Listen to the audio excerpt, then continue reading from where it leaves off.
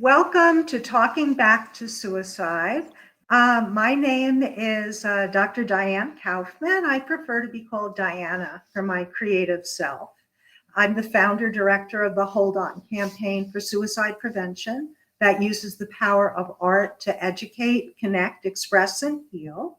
And there's Kino Isaac from South Africa joining us.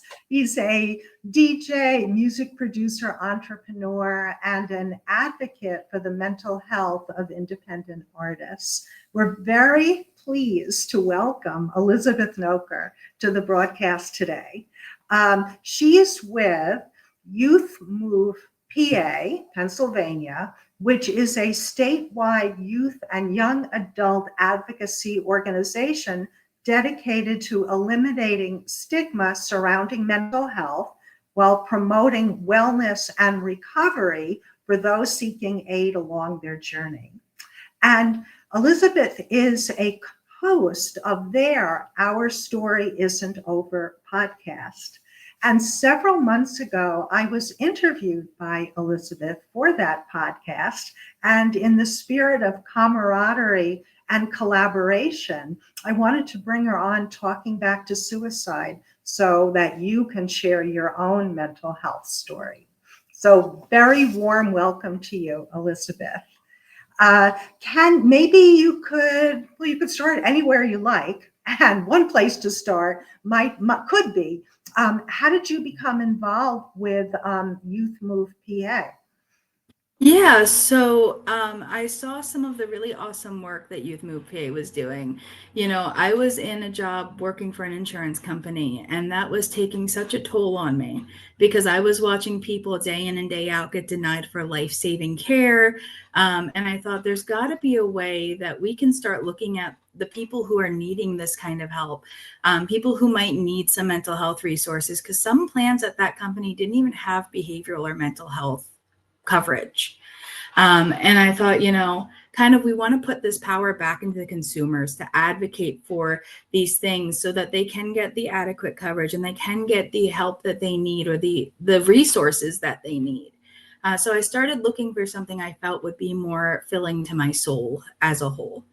And when I found Youth Move PA was hiring, I kind of looked into the website. I saw some of the awesome things they were doing, from wellness days where we would rent out venues and we would have games. And, we did the 8 dimensions of wellness last year, where we, did a scavenger hunt. And the youth and young adults that attended, they went through and they learned a little bit about those 8 dimensions of wellness. Everything from financial to just, physical activity being beneficial.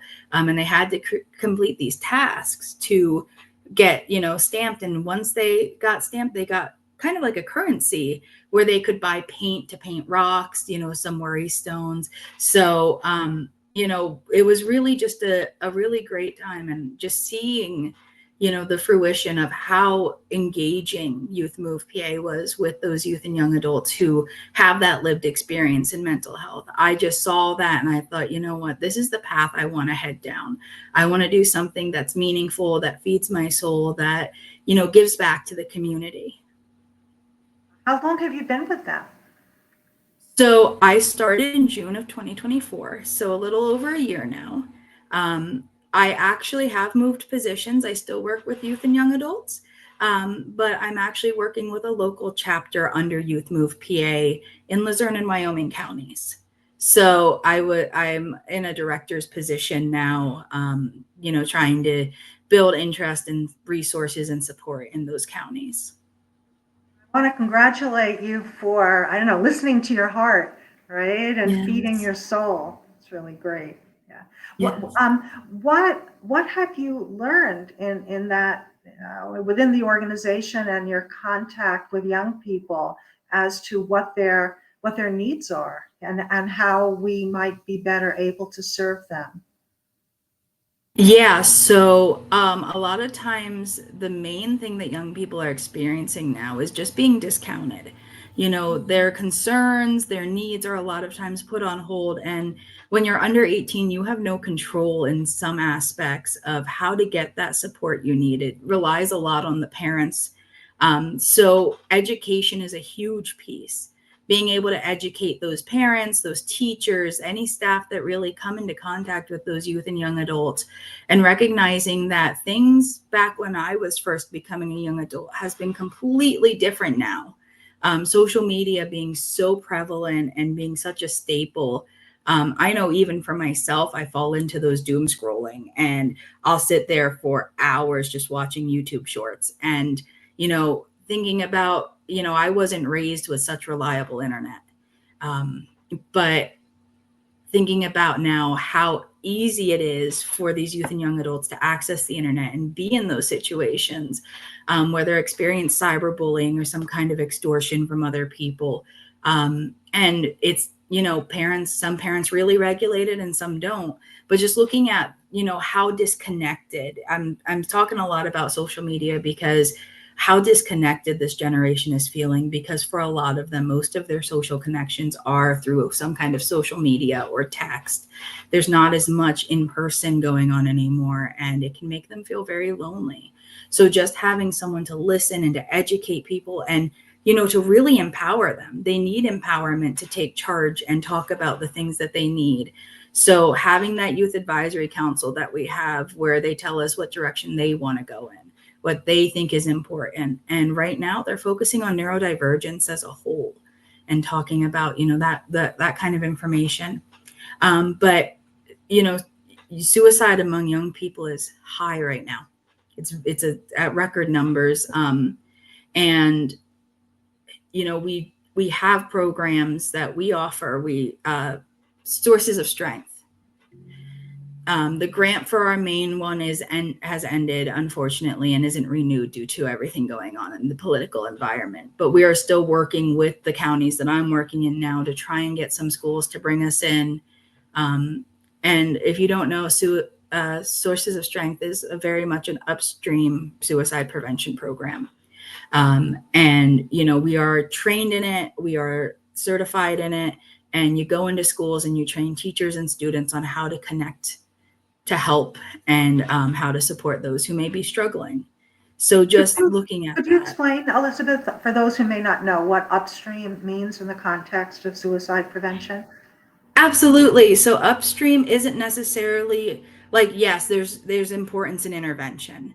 But when they're talking about upstream, they mean finding out how we can build up those coping mechanisms, or how we can get adults or trusted adults for those young people who they can go to before they get to the crisis, so that they have the toolkit and they have the supports to prevent them from actually, so to speak, going over a waterfall and ending up in that crisis situation.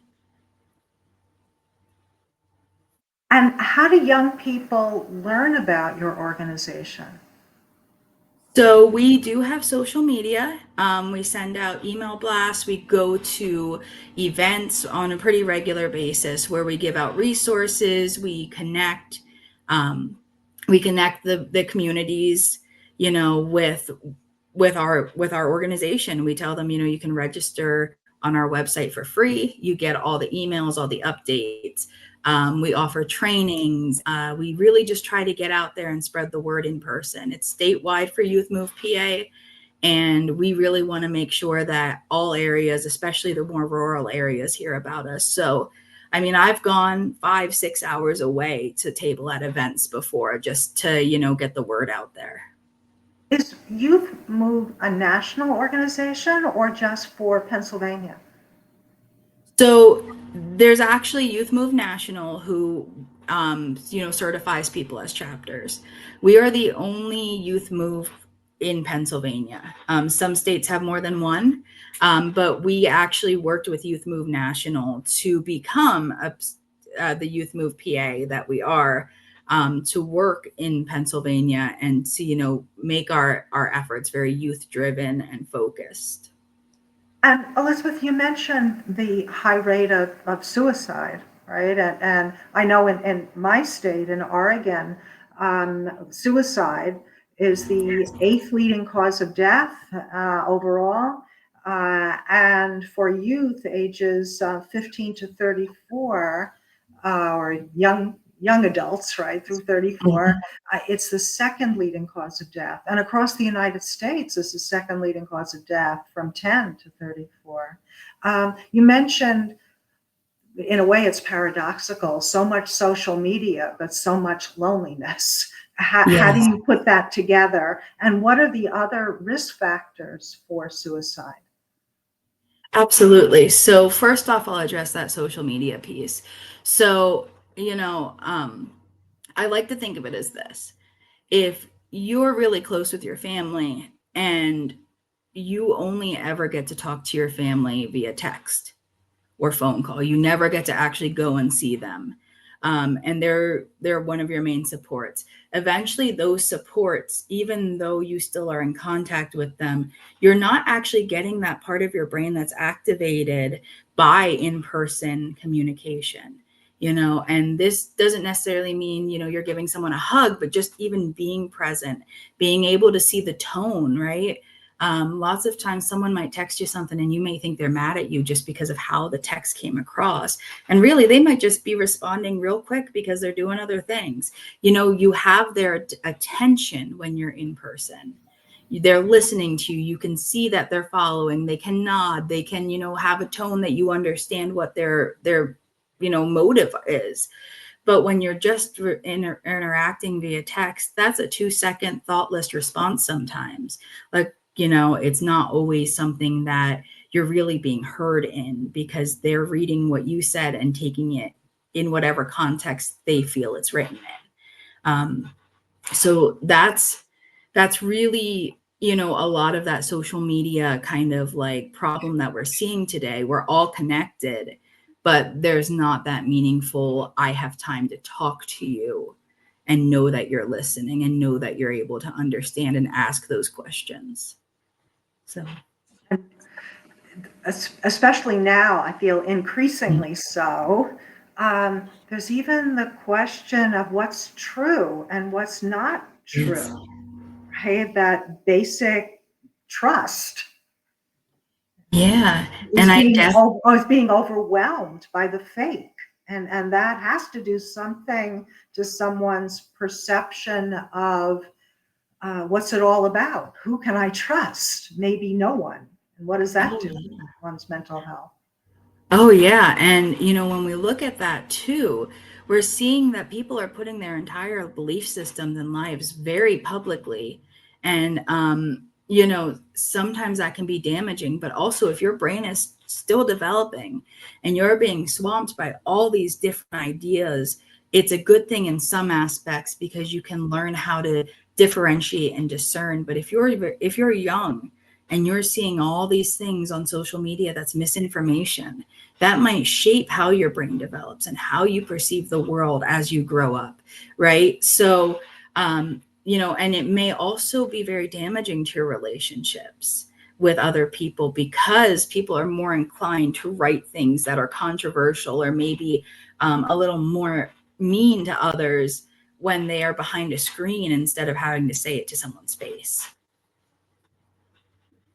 That idea of how, and it's so strange I even saying the word idea, because it should be natural that we're in person with each other connecting, right? But what I would very much support what you said about being with someone in reality, not virtual reality, but in reality, that there's that idea of our mirror neurons firing, co-regulation is happening in real time. That I would be better able to be soothed by someone else based on being with them in person, by the not only what they're saying, but how they're saying it, how they're mirroring, leaning forward, right, tilting the head, the tone of voice, reaching out and touching someone, doing the next thing in reality. Let's do X, Y, and Z to help each other, rather than that totally disjointed experience online, which the online becomes, in a sense, it begins to feel more real and more valuable than being in person. with somebody. And I think his last name may be Haidt, like Haidt, Jonathan Haidt. He's written a number of books related to mental health, and one of them, a recent bestseller of his, has to do with how social media and the implication, especially of what you said in terms of the developing brain, that there's a reason why we're social animals. We're not social online animals, right? Yes, definitely. How does your experience of growing up and whatever mental health challenges, and we've all had them, that you've Mhm. had impacts your work and also who you are and are becoming as a person? So my experience growing up, so I struggled a lot with feeling lonely and disconnected. I did not have many friends. I did not feel very supported as I was growing up. And there's no manual for parenting, right? So my mom, she did her best with what was going on. Um, but I faced a lot of times where, because of this disconnect, because of how often I was online, I was interacting with some people that were not good people. They were trying to get some things out of me that were not acceptable for a 14-year-old to really be interacting with these grown adults, right? And between just that disconnected feeling, having the cyberbullying going on with people I know in school posting about me where I can clearly see it, making threats, making comments on my pictures, it really just plummeted my self-esteem. And there were many times where I lost hope, and where suicidal ideation became a daily thing for me, where I had written so many in my lifetime, so many suicide notes. I had set up so many times to do something to end my life. And, having that experience and knowing what the real dark side of social media. Now, it has some benefits, and I'm not saying there's no benefit to having social media, but what I am saying is, when that becomes your only structure, your only, way to communicate, because you only have one friend outside of that, it becomes something where you just feel so disconnected and so lonely and so unwanted. And it really does shape how you're viewing things. It really does make you feel like you are, well known, like, the people on social media that you've never met in real life, they know you so well, and they care about you, and they have your best interest in heart. And I just think back to that young woman who, relied so much on these strangers on the internet to give her her worth. And I think, every time a relationship on there, a friend of mine on there would, get mad at me or want to be done talking to me, I think of how hard I took that, and, how painful it was to lose all of that. So when I look at how that kind of developed me as a person, I really heavily struggled as I grew up and as I became a young adult to make those relationships in person. I really, really struggled to understand how to spend the time with other people, because it just felt so unnatural to me after a certain point to have any of those in-person relationships.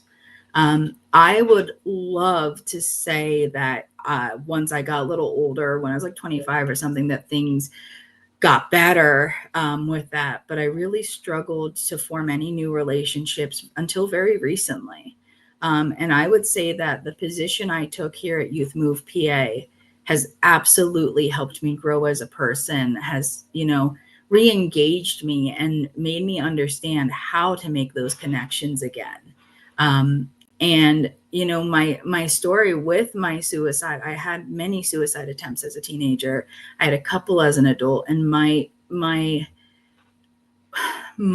experience in that, I feel, gives me the ability to understand that, we don't want to talk just about, a family member who's lost someone who has died by suicide, but we also want to talk about, someone who had gone through something like that and how they came out on the other side and how they saw that light and gained that hope back.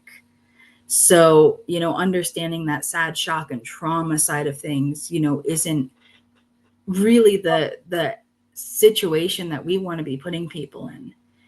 We want to be showing people the light, the good, the strength-based approach. I know you're listening deeply. What are your feelings and thoughts? I just love how we have so many lofty goals, It's like really ambitious. Like I was explaining to Diana before we came onto the show, I've just been feeling so disconnected over the last few days, with the network that we built, which includes several other podcasts, by our nonprofit, dedicated to the betterment of humanity. But I gotta ask, like, with your organization, what's your numbers like looking like? Like when people come in, like what's it looking like? So this last year when we did our wellness days, so we had about 500 people show up between two events. Okay. The community is really rally around those sorts of events where we raise that awareness. We have quite a long list of members. I don't have the exact number for you, and I apologize, but yeah, we have quite a number of members who are, engaging and coming to our free trainings that we offer. And, we fill up pretty fast on those trainings. Yeah, but I mean, a number of 500 is wow. Yes. That's great, and that's why, I said I've been feeling so disconnected because we're trying our best to get more people globally involved in this mandate. And it's become so sort of like a struggle, on our end, to get people involved because we can't do it alone, We have to do it together and the numbers have to grow in order to beat this. So what tips and tricks can you share, not only to like Diana and I, but to the audience as well, to go out into the community and grow those numbers to take my message, Diana's message, your message to them? Yes. So, I would definitely say the first thing is some patience, but it's hard, right? I know that it took a while to build us up to having that kind of attendance at our events. And a lot of that was because we were going out in the community. We were volunteering with different organizations. We were connecting with providers.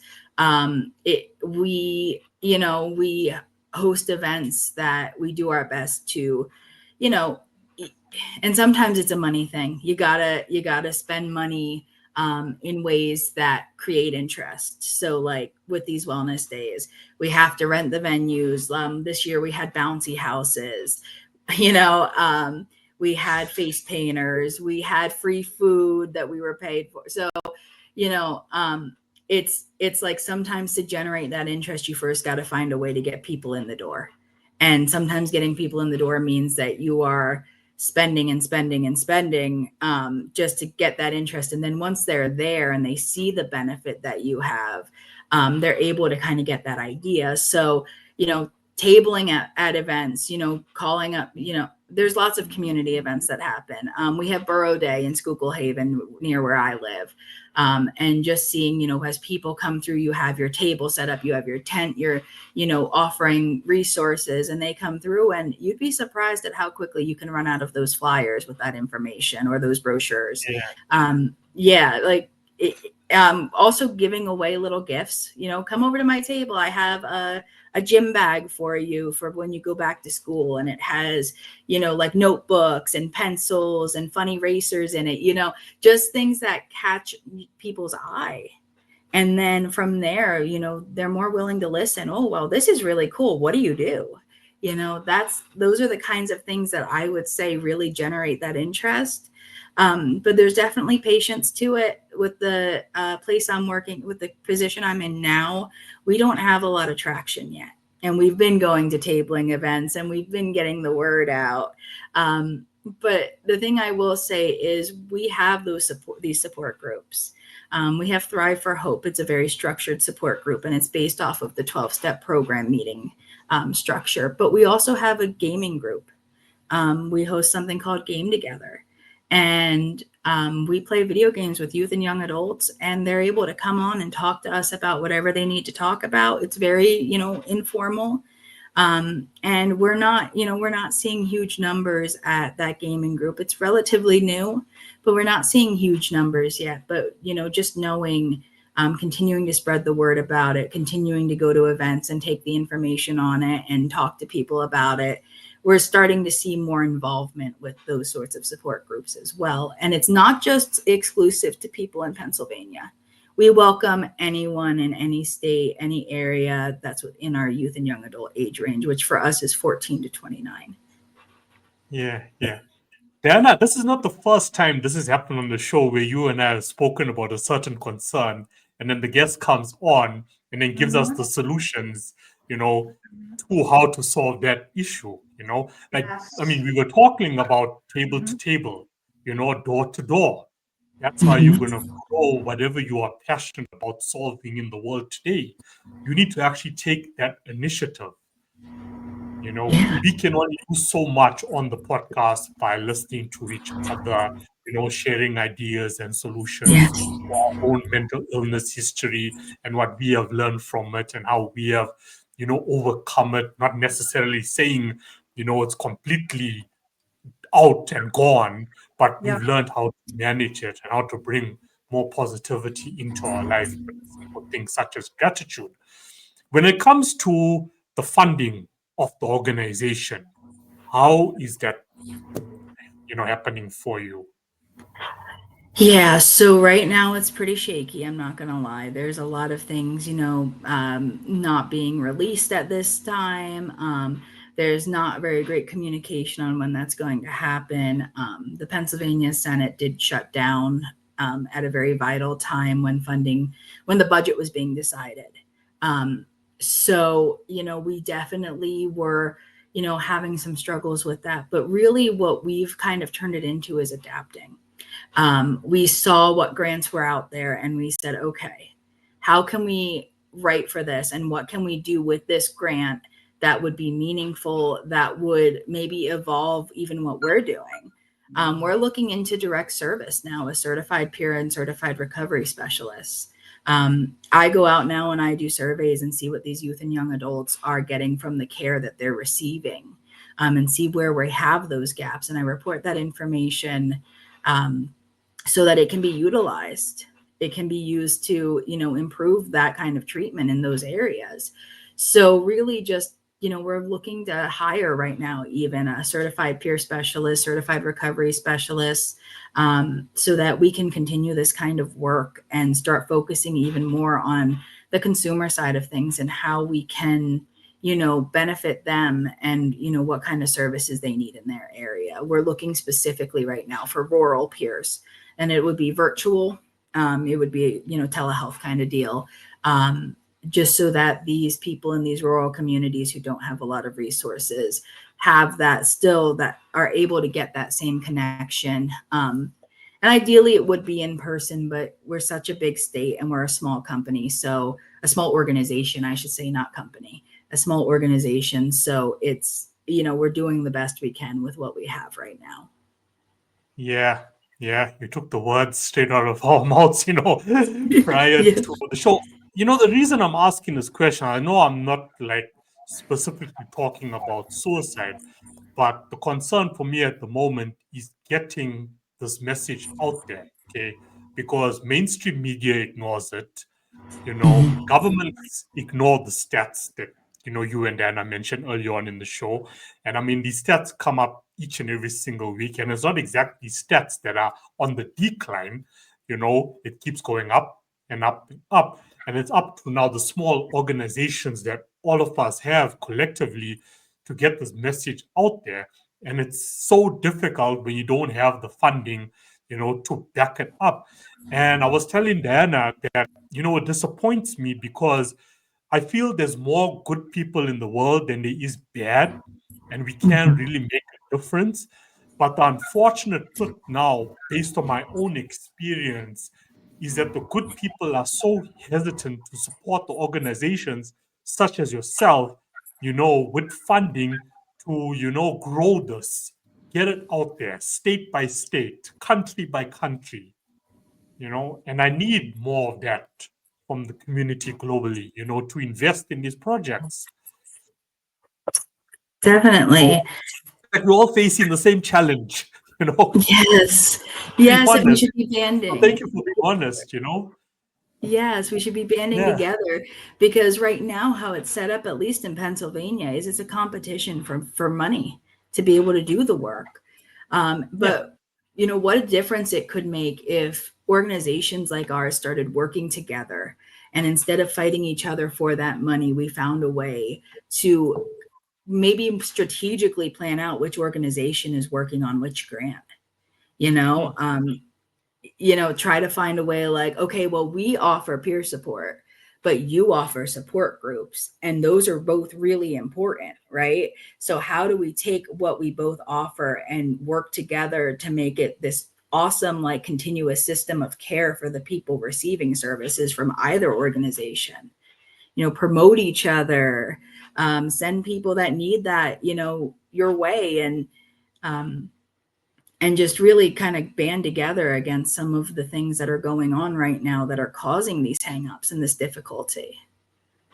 Yeah, no, 100%. I feel you. What you. Very much like what you just said about promoting and supporting and collaborating with each other versus, I'm going to use this word, but it's a little bit hyperbole. But in terms of, like, the other organization being the enemy, in terms of they're going to get the money and not our organization. Why Yeah. can't there be a way to work together, right? Yes, definitely. And when you were speaking before, Elizabeth, I would, with your organization's consent, I'd like to share that information about that virtual gaming, right? Oh, yeah. Opportunity being, right, you said it's open to youth outside of Pennsylvania, yeah?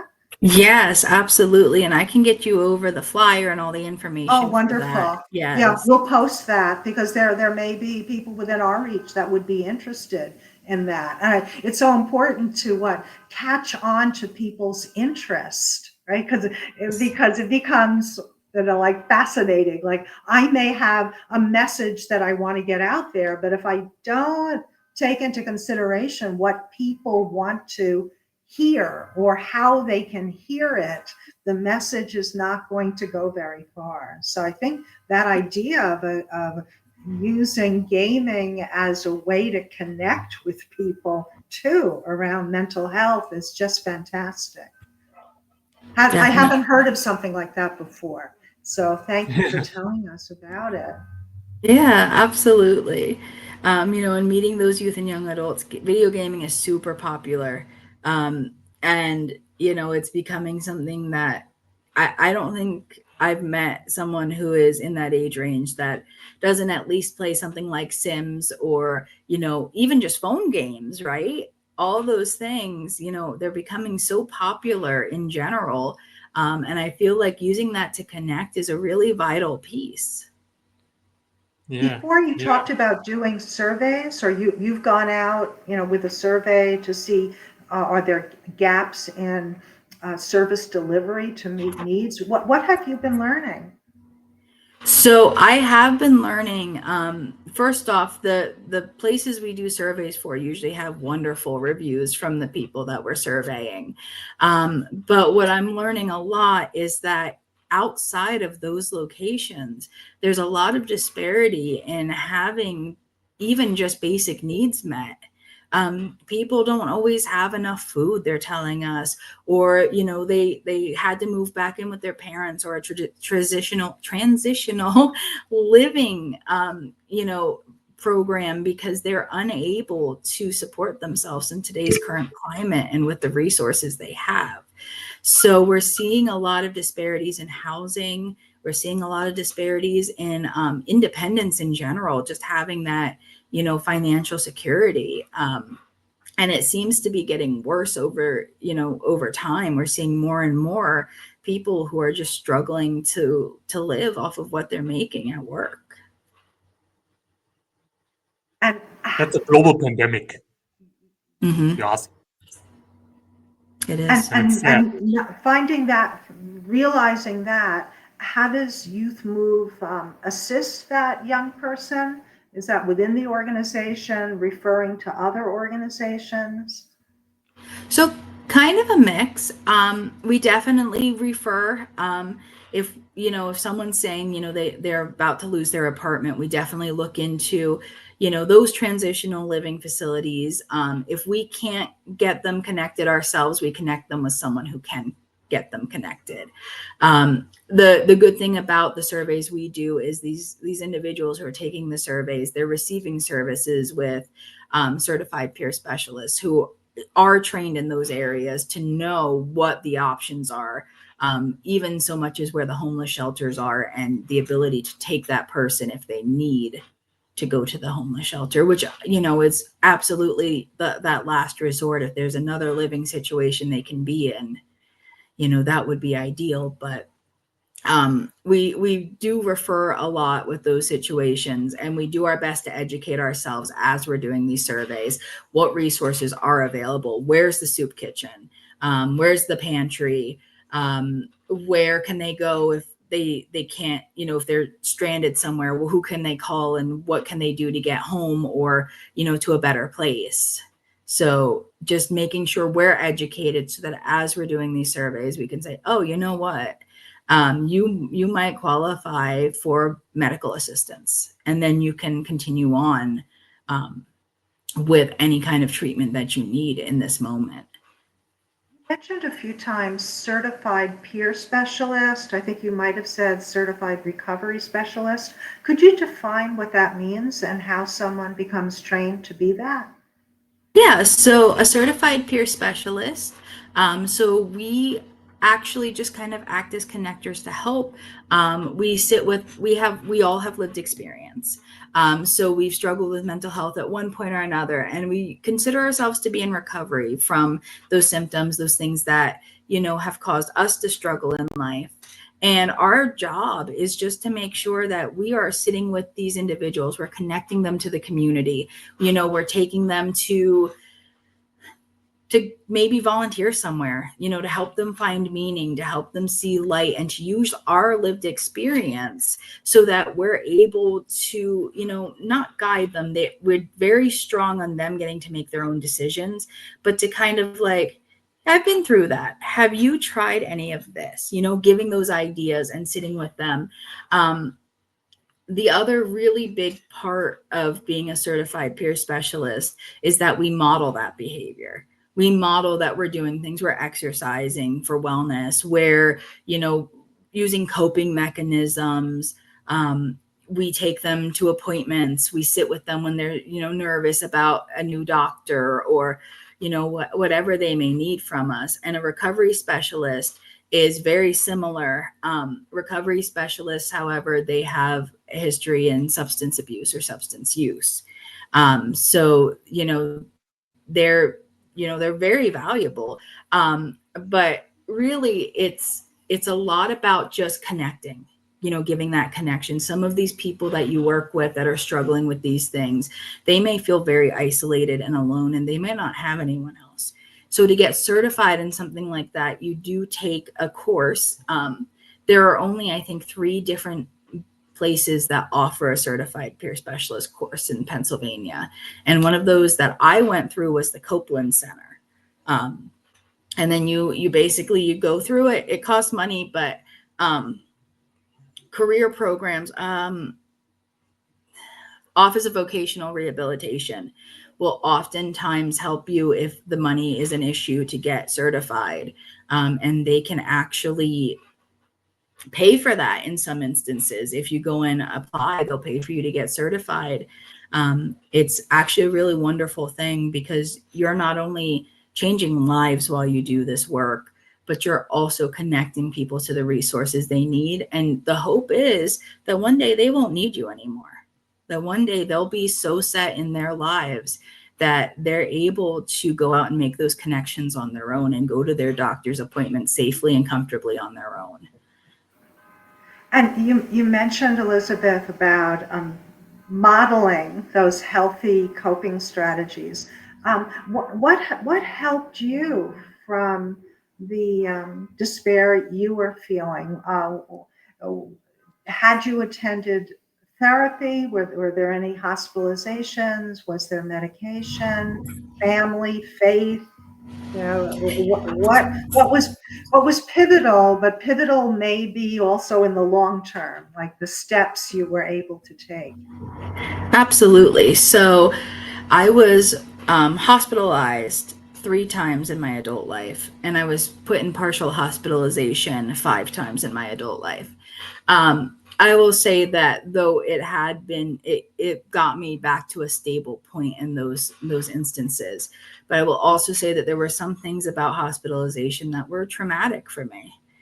Some of the ways things were handled, some of the ways we were treated, what we were and weren't allowed to do, those places can be very beneficial, but they can also come with some things that are, painful, that are stressful. So, there's a lot of things that really kind of built me up, but I would say just having learned to build those relationships back up, having the supports from my friends and family, guiding myself through with my own belief system and how I feel, the world works, working out grief and therapy was extremely helpful. I would say find your therapist, find your psychiatrist, whoever, and find someone that works for you. Don't sit with someone that you aren't happy with. Don't sit with someone that you feel doesn't listen to you.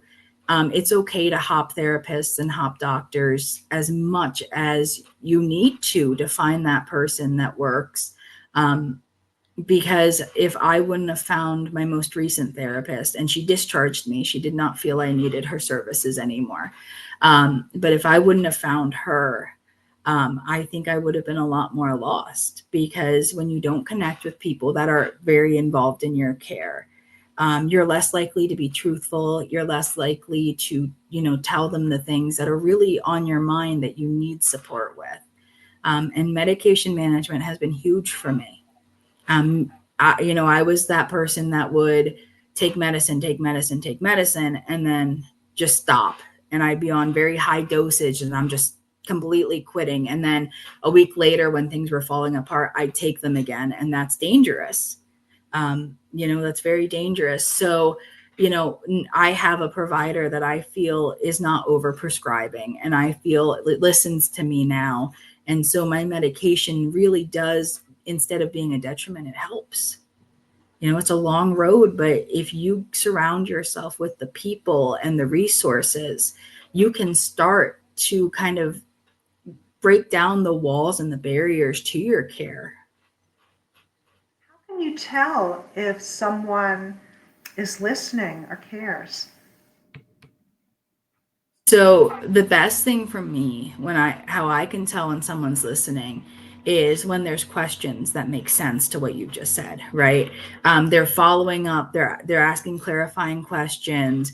Maybe they're giving some guidance on what you just spoke about, and just knowing that reassurance, but also, the nodding the head. If you share something very heavy, maybe they close their eyes and they're like, yes. Like they're reacting both physically and verbally in the ways that make sense for the conversation. I'm nodding as you're saying that. Yes, I saw. Yes. It's a good answer. It's a good answer. If you're not asking questions, there's a problem. I was thinking to myself when you were saying it's okay to hop doctors, hop therapists, but it's also okay to hop friends, hop family members for your own personal well-being as well. Yes. There's also nothing wrong with that. If there is No. someone in your life, that is just not healthy for your own personal growth and well-being, whether it be friends or family, I don't care if we went to school together for the last 10 years. And that's from my own personal experience. I left, that environment. I left those friends. I left certain family members because you weren't good for me at all. So it's okay to hop. I just got one more comment, not really a question, but I just wanted to like say well done on what you're doing with the gaming. Because like to the average parent, when they see their children playing video games, they think it to themselves, oh, that's such a waste of time, it's unproductive. But if you're gaming and you're gaming online and you're connecting with people all over the world, that brings so much growth to one's life. One example I can use, there's a guy in Los Angeles, his name is Clinton Sparks. He was actually one of my coaches, and he built this new company which is called the Global Gaming League, which is based in Las Vegas. And he is all about like starting new trends, changing culture, and connecting the world through gaming. And he's doing a phenomenal job with it. Phenomenal. Yes. It's giving these young kids like this purpose in life. When I look at the video clips and I look at the competitions that are happening, it's really connecting people. Yes, definitely. And to your point about being okay to hop friends and family, I think sometimes when we grow apart from our friends, we may take it very hard that things are changing in that relationship. And, learning to accept that, people can be permanent in your life, but there's also certain times where they're going to be temporary. And that doesn't mean they're gone forever either. Maybe you're at different points in your lives. And then later on, when you reconnect, it's a completely different relationship than it was before. And now it's more serving to everyone, right?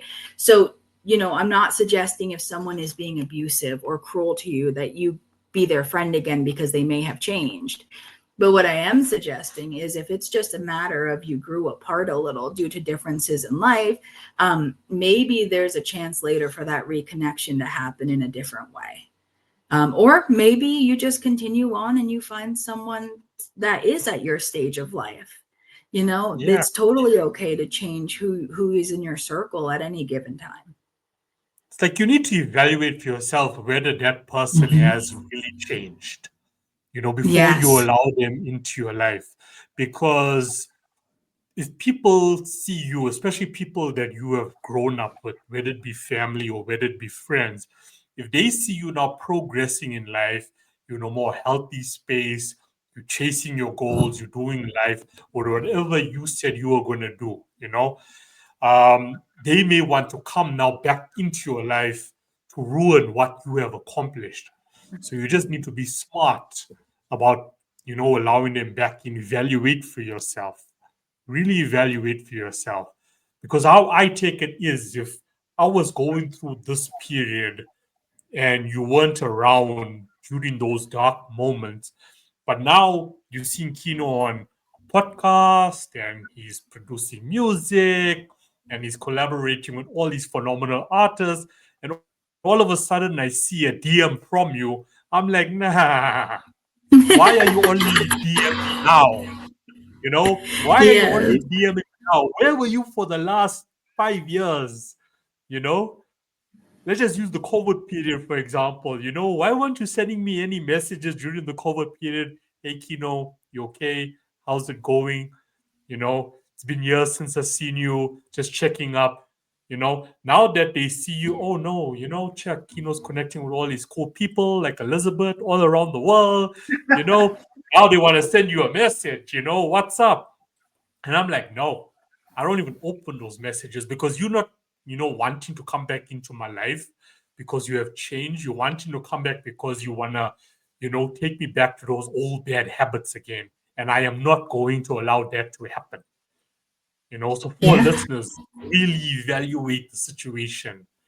Don't just go based on that emotion. Oh yeah, we were I miss friends for so long. them. Yes. You're reminiscing about all the good times, and next thing you know, your life is on a decline again, yet you made so much progress.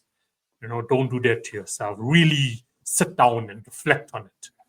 However you go about it, whether it's meditation, whether it's praying, whether it's taking an afternoon walk, to think about it, whatever works for you. Yeah. And I just went through that this year. I had a friend who I was friends with for 13 years. And man, I still love her to death. Okay. I don't think anything will change there. But as soon as and I don't know what happened. I don't know why we don't talk anymore. One day she blocked me, she stopped answering me. But I was very broken up about it. I was heartbroken. I was sad. I was really struggling with it. And then slowly my life started to get better without her in it. And that sounds mean, but we were not good for each other in any way. We enabled each other. We fell into patterns with, those around us because of how much we enabled each other. We didn't do that thing where we said to each other, well, maybe they didn't mean that by it. Instead, we would just agree with each other. Oh no, they were being mean. They did that on purpose, and it put you in such a headspace where, it just took you down. And so I learned from that too, that sometimes it's okay to be the person that says, I think you're reading into this too much, because that can be beneficial for your friends. Instead of being afraid of maybe the confrontation or the fight that might ensue, just trying to be that voice of reason when someone's very upset, so that they can work through it maybe a little better. It could be really important to a relationship. And if your friend isn't willing to let you do that, then that's when you have to focus on yourself and not the negativity that's bringing into your life. Yeah. Well said. Well Elizabeth, said. how can we, or what are your thoughts on encouraging and strengthening our ability to live our life from our inner self out, right? Like strengthen the sense of our inner self, especially with social media and everything else where it's so external, like, Yes. like how I look, what I do, how many likes I get. It's external. And the other person we're giving over our power of that validation and definition of who we are to the other person, rather than gaining the strength to be with ourselves. And although it's kind of mysterious, to grow ourselves from the inside out. What are your thoughts on that? So I bet if we walked into a room full of people and we said, how many of you, had a hobby when you were younger that you no longer take up anymore? And how many of you would want to go back to that hobby, right? That, just even that alone, I bet you every hand would be in the air, right? So thinking about those things that maybe we left behind as life got more complicated, or as, maybe, as I started relying on social media more, looking at the things that we dropped from ourselves that were once parts of ourselves and deciding, would this still serve me? Is this something that I could benefit from today? Did I just stop doing it because I was struggling and then I never picked it back up? But also having that time to let yourself be creative in some way, right? Really, it's okay to sit with yourself in silence for a little bit and just reflect, right? What was my day like today? What do I feel I did really well today? What could I use now? Should I, sit and read a book? Could I use some comedies, maybe watch something funny, just like looking at yourself and reflecting, especially after a hard conversation, and trying to figure out, well, why did I say this? Because as we're learning more about ourselves, we're able to more lean on those pieces of us that have made us who we are. So I would say my main thing that I really love to do when I am ever feeling a little bit like I need to reconnect with myself is I reflect and I find something creative, to do that, maybe feeds my soul a little bit in that moment and lets me remember who I am as a person. Beautiful. Yeah. And has that happened to you recently, or when was the last time that there was a creative expression that was helping you? Yeah, so I'm writing a book. It is a fantasy romance. And I really I have a lot of ideas for plots, and I really struggle to pick one, but I finally decided, you know what? I'm just going to write. I'm going to see where it takes me. And the last time I did that was actually this morning before I started work. I sat down and I typed a couple pages up of my book. I'm very excited because I really feel like this is the time I'm going to finally finish it, you know? Well, when we do finish it, please reach out to Diana, because on one of our other podcasts, I interview authors as well. So Awesome. Yeah. yeah, I would love. I And will let you know. yeah, you mentioned fantasy romance. Lately, there's been this not really, conversation, but not really like a group conversation, because we're putting it down to the difference between fantasy romance, traditional romance, and dark romance in society, and how it's influenced society.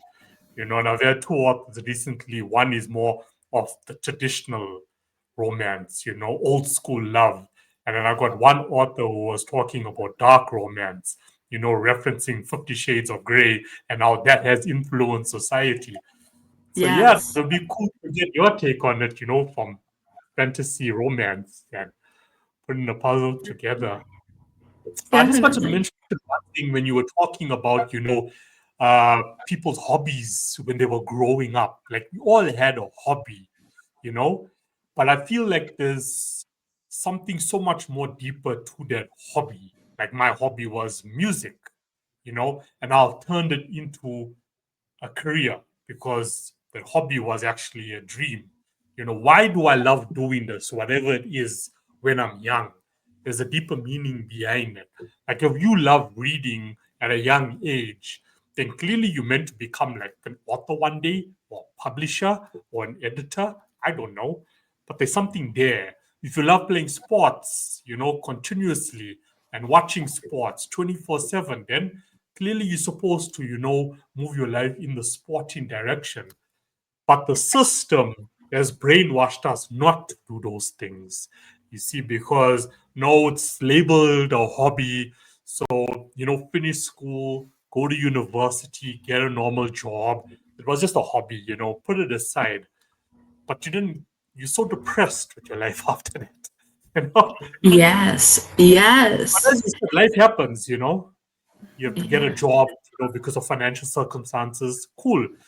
But just like me, I just came back to what I love most, Something because something about was the inside. necessity of being authentic, right? Authentic to, you could say the potentials or gifts that we were born with, right? Or Yes. that seed that could be germinated and flourish, whether that's as a career or just you become a dedicated reader, right? Yes. That's part of who you are. And you're doing it just because that's who I am. You don't Yes. have to prove yourself to somebody else, right? But that's my authentic self, right? Well, it's never too Absolutely. late to become who you are, right? Yeah. Yes. We're all Yes. here for a Absolutely. reason, We're all here Yeah. for a reason. People need to start asking themselves the question, like, why am I here? Why am I alive? What's the meaning behind it? What's my purpose? You know? And there's really not a life path that can't change lives. There's really not a Yeah, life path that you can yeah, go down that you can't do something with to change lives. Including yeah. your own life. Yes, yes, Very much so. exactly. Yes. So, Elizabeth, do you have your website address? Any final words to share? Yeah, so I will say we're moving to a new website. Um, it's going to be combined with our parent organization, PMHCA, and it's just pmhca.org. And I think we're still using our old one right now too, which is, let me pull that up because I have two ones that I'm working with for that one. So let me make sure I get the right one. Okay. It's Youth Move PA, then period, wildapricot.org. That's the other website. So, Good. I'll post those. yeah, I can send them to any you too. words out there for anyone who's struggling or wondering why they're alive, why they should hold on? What would you tell them? I would say that a lot of times we fall into those feelings of loneliness, of lack of hope, and I just really want to say that it's never too late to find that hope again. It's never too late to restart your life, change the people, places, and things around you. And, if you're really struggling today, I'm going to really encourage you to reach out to someone and let them know. And if you don't have anyone around you you can trust with that, call your crisis line, reach out to the other resources you have. A crisis wouldn't exist if someone didn't care about you. People care about people, and you are not alone. Thank you so much, Elizabeth. Really very inspiring and Thank you. from the heart. Yeah. Thank you. Just Thank to you add so out much. to the reaching out, we always say this on the show. You can always reach out to Diana. You can always reach out to me. We're available. If there And is there, no of one. course, within the United States, 988 24/7, right? 988, call, text, chat. There's the 988.org or the main, national 988. There may be within each state a 988, also a local website as well. And on the Hold On Campaign website, there's a Get Support section, and that also includes a link to the, what is it called? The International Association for Suicide Prevention, in which you can put your country, and they will give you the information of websites for your countries and your localities helpline, right? It's so important to hold on to that hope, and that hope is reaching out for help. That is it, right? Yeah. Reaching out for help is manifesting hope, and manifesting hope is reaching out for help, because the help is there. So in a way, we also need to help ourselves by reaching out for help. Yes, it takes strength, but I know everyone's capable and strong enough. Yeah. Thank you again, Elizabeth. Thank Bye-bye. you. Thank you, Elizabeth. Bye. Thank Hey, you. bye.